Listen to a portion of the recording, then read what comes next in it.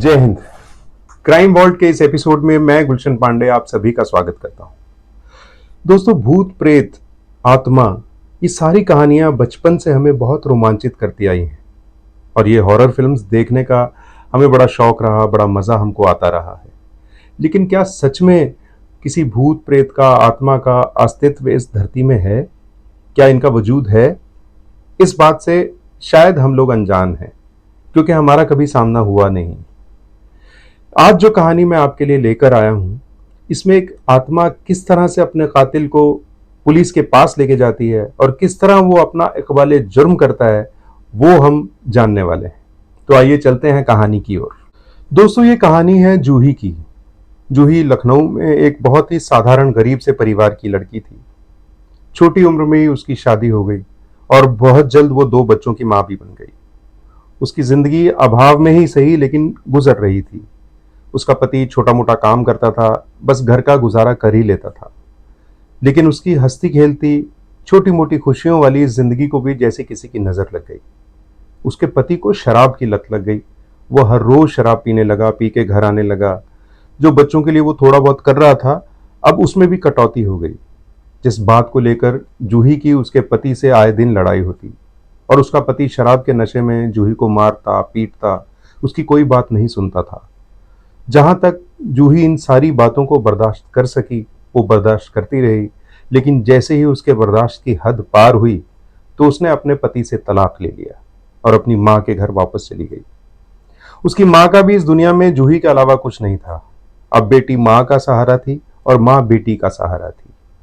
किसी तरीके से अब इस घर में भी उसका गुजारा हो रहा था।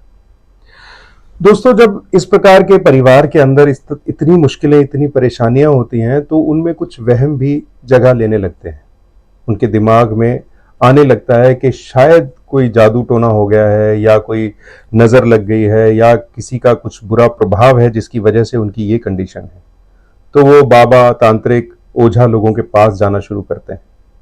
जूही के घर के बिल्कुल पास एक तांत्रिक था, जिसके पास बहुत से लोग आया करते थे अपना इन सारी समस्याओं का इलाज करवाने के लिए। आपने भी देखा होगा, बहुत सारे ऐसे तांत्रिक के हम रेलवे में भी देख लेते हैं, स्टिकर्स लगे होते हैं, बस स्टैंड पे, अखबारों में भरी हुई है इनके विज्ञापन से। तो जूही भी एक तांत्रिक के पास जाती है, नियमित रूप से आना जाना शुरू करती है। धीरे धीरे उसको ऐसे लगने लगता है कि उसकी जिंदगी थोड़ी स्मूथ हो रही है। ऐसे करते करते ये अक्टूबर 2020 करवा चौथ का दिन है। शाम होती है तो जूही अपनी मां को ये बोलती है कि वो तांत्रिक के पास जा रही है और घर से चली जाती है। अक्सर जब वो तांत्रिक के पास जाती थी, आधे पौने घंटे, 1 घंटे में वापस आ जाया करती थी। लेकिन आज वो घर वापस नहीं आई है। करीब 2 ढाई 3 घंटे गुजर गए। उसकी मां को चिंता होने लगी। वो तांत्रिक के पास गई और जूही के बारे में पूछा, तो तांत्रिक ने बताया कि वो आज यहाँ आई ही नहीं है। वहां कुछ लोग भी बैठे थे जो काफी देर से बैठे थे, उन्होंने भी कहा नहीं, आज जूही यहाँ नहीं आई है। उसकी मां निराश घर लौट आई। 2 छोटे बच्चे हैं जो मां का इंतजार कर रहे हैं और उन बच्चों की मां इस चिंता में है कि बेटी कहाँ गई। फोन उसका लग नहीं रहा था। बहुत परेशानी से किसी तरीके से वो रात गुजरी। सुबह हुई, मां चिंता में फिर से तांत्रिक के पास गई और जहां जहां जूही जा सकती थी, सब जगह जाके उसने पता किया कि कहीं जूही आई या किसी ने उसको देखा, क्योंकि फोन भी बंद है। बहुत परेशान रही। पूरा दिन गुजर गया, लेकिन जूही का कुछ पता नहीं था। अगला दिन भी गुजरा, फिर तीसरा चौथा दिन जब आया तो उसकी मां को चिंता बहुत बढ़ गई। उसने सोचा कहीं जूही ने कुछ गलत तो नहीं कर लिया, कुछ ऐसा कदम तो नहीं उठा लिया, क्योंकि इतनी परेशानियों का मुकाबला शायद वो करते करते हार गई और उसने कहीं आत्महत्या तो नहीं कर ली। ये सारे डर अपने मन में लिए जूही की मां पुलिस स्टेशन गई। उसने कंप्लेंट की कि मेरी बेटी 20 तारीख से लापता है और वो घर से कह के निकली थी कि वो तांत्रिक के पास जा रही है, लेकिन उसके बाद से उसका कोई पता नहीं। पुलिस ने संज्ञान लिया और निकली एक टीम तांत्रिक के पास और तांत्रिक से पूछा जूही कहाँ है। तो तांत्रिक ने बताया कि जूही उसके पास आई ही नहीं। हाँ, वो आती है, लेकिन 20 तारीख की रात, वो शाम वो यहाँ नहीं आई थी। पुलिस ने जिस तरह से भी पूछना था, मतलब अभी तो फॉर्मेलिटी है, शुरू में पहली बार मिले हैं, क्योंकि शक सिर्फ इस बात से नहीं हो जाता है कि वहाँ गई थी और वहाँ उसी को पता होना चाहिए, वही जिम्मेदार है, ऐसा तो होता नहीं है। तो पुलिस वापस आई।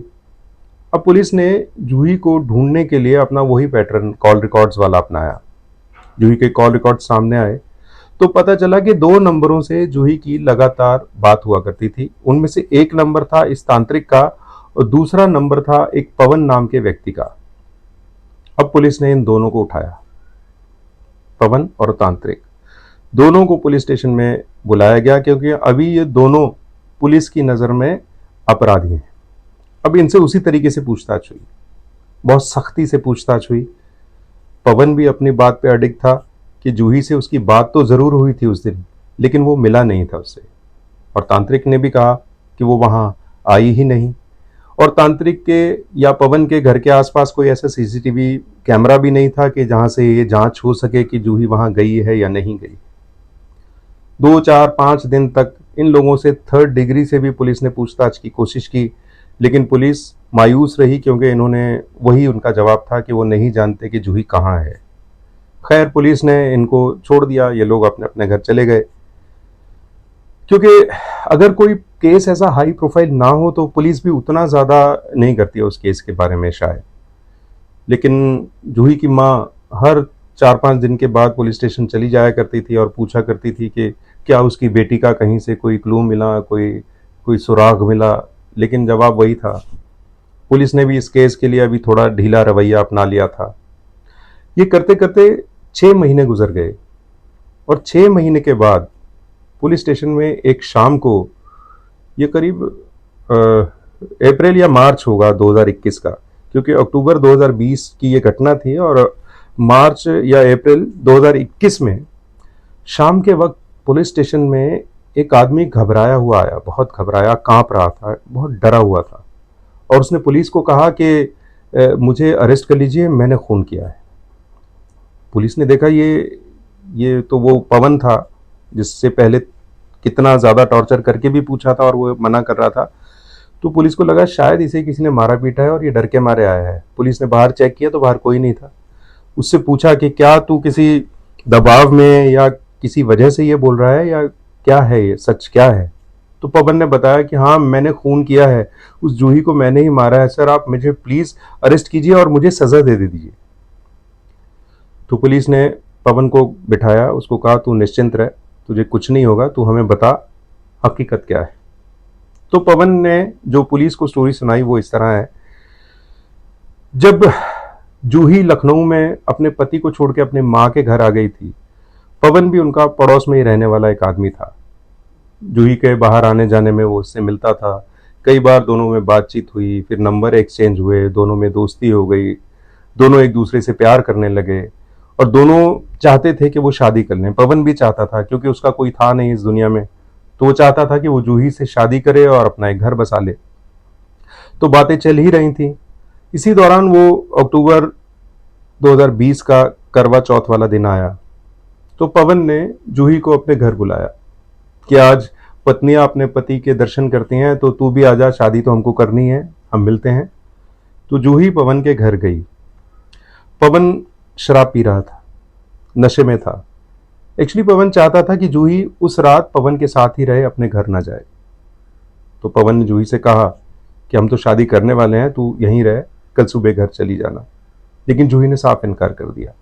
उसने कहा कि मेरी माँ, मेरे दोनों छोटे बच्चे मेरा इंतज़ार कर रहे हैं, मैं घर जाती हूँ, ये तेरे साथ शादी के बाद रहना ही है, फिर कोई टेंशन नहीं है, तो अभी प्लीज़ मुझे जाने दो।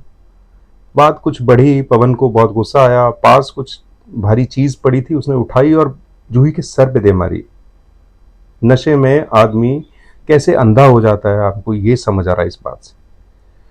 पवन ने गुस्से में जिस लड़की से प्यार करता था उसको जोर से एक चीज दे मारी भारी, जिससे उसकी मौत हो गई। अब थोड़ी देर बाद जब उसका गुस्सा शांत हुआ, उसने देखा जूही की सांसें थम चुकी थीं। अब ये घबरा गया, क्या करूं? तो उसने उसी कमरे में जिसमें वो रहता था एक गड्ढा खोदा और जूही को उसमें दफन कर दिया। अब वो वहां आराम से रहने लगा। समय गुजरता रहा। धीरे धीरे धीरे उसको ऐसा महसूस होने लगा कि जूही वहीं है। जब वो सोता था तो उसको लगता था जैसे उसको झंझोड़ के उठा दिया है किसी ने, और वो जूही थी। लेकिन जब उठता था तो नहीं होती थी। लेकिन उसको हर वक्त ये महसूस होता था कि जूही उसके आसपास है। उसको बहुत सारे ऐसे निशान दिखते थे जो जूही की मौजूदगी का उसको एहसास कराते थे। वो बाहर भी कहीं जाता, किसी भी औरत की तरफ देखता, उसको जूही दिखाई देने लगती थी। ये बात किस कदर बढ़ गई होगी, ये खौफ किस कदर उसके मन में होगा कि एक दिन वो पुलिस स्टेशन चला गया। तो ये सारी कहानी सुन के अब पुलिस को सिर्फ कहानी पे विश्वास करना नहीं होता, कानून हर चीज के लिए सबूत चाहता है, और अगर कत्ल हुआ है तो बॉडी भी देखना चाहता है। तो पुलिस पवन को लेकर उसके घर गई। बताई हुई जगह को खोदा गया। खोदते खोदते देखा तो एक कंकाल निकला। अब ये जूही है या कोई और है, ये पता करने के लिए जूही की माँ को वहां बुलाया गया। लेकिन एक कंकाल को देखकर कोई भी माँ या कोई भी रिश्ता ये तो बता ही नहीं सकता कि ये वो है या नहीं है। लेकिन जूही की माँ ने उस कंकाल के हाथ में देखा, उसमें 2 कंगन थे जो जूही के ही थे, और उस कंकाल की लेफ्ट लेग में एक लोहे की रॉड डली हुई थी जो जूही को भी डली हुई थी। तो उसकी माँ ने ये बात कंफर्म की कि ये जूही ही है, क्योंकि जहाँ पे उसको गिरने के बाद एक चोट लगी, उसकी हड्डी क्रैक हुई और एक रॉड डला था, ये वही है। खैर इतना भी काफ़ी नहीं था पुलिस के लिए, डीएनए बहुत ज़रूरी था, क्योंकि कानून को सारे सबूत सब कुछ एकदम क्लियर चाहिए। तो उस कंकाल का डीएनए टेस्ट हुआ, मैच हुआ, तो पता चला ये जूही ही थी। दोस्तों ये सचमुच किसी आत्मा का प्रभाव था, जूही की आत्मा भटक रही थी, या पवन का गिल्ट था कि उसने जूही का मर्डर किया है और उसी कमरे में दफन कर लिया है। ये बात तो एक रहस्य है, लेकिन ये सच है कि पवन इतना डर गया था कि वो पुलिस स्टेशन में गया और उसने इकबाले जुर्म किया। क्राइम की सच्ची कहानियां देखने के लिए आप मेरे चैनल पे बने रहें। इसको सब्सक्राइब कीजिए, लाइक कीजिए और शेयर कीजिए, और अपना प्यार और आशीर्वाद बनाए रखिए। मिलते हैं अगली कहानी में, तब तक के लिए जय हिंद।